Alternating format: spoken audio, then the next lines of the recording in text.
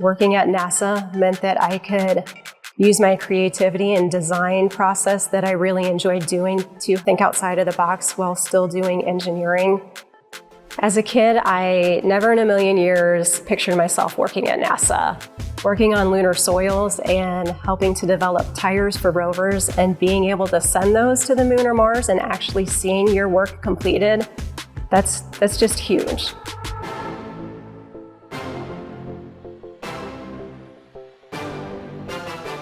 My name is Heather Orvac. I am a research engineer here at NASA Glenn Research Center. My job is to help develop and test tires for planetary rovers for both robotic and for manned missions.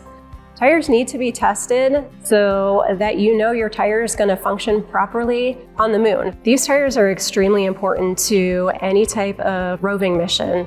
I would compare it to driving your car. How important are the tires on your car? The tires on your car go flat, you're not getting very far.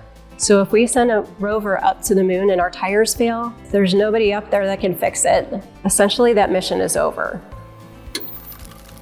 Now for future missions, we're looking at driving thousands of miles on a vehicle that can last up to 10 years. That's why we call this the reinvention of the wheel. We're going to have to up our game and definitely test these to further limits than they've ever been tested to before.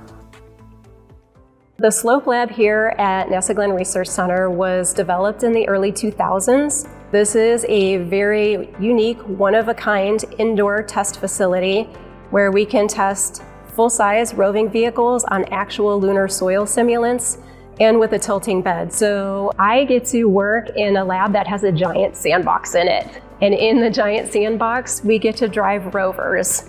And as we're driving the rovers, we're taking all sorts of different data and evaluating the performance of the tires. For testing tires, a typical day is actually pretty routine. I want to make sure that I have the appropriate hardware, the appropriate test article, and the appropriate test fixtures in place on the test rig. I'll probably spend the better part of the day in the lab running these tests and recording the data. We'll use that data to compare to other tires and see the similarities or the differences in performance.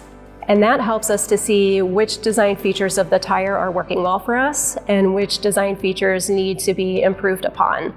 Students today have so many opportunities in the STEM area that are available to them. See what you like, see what you're good at, see what you don't like.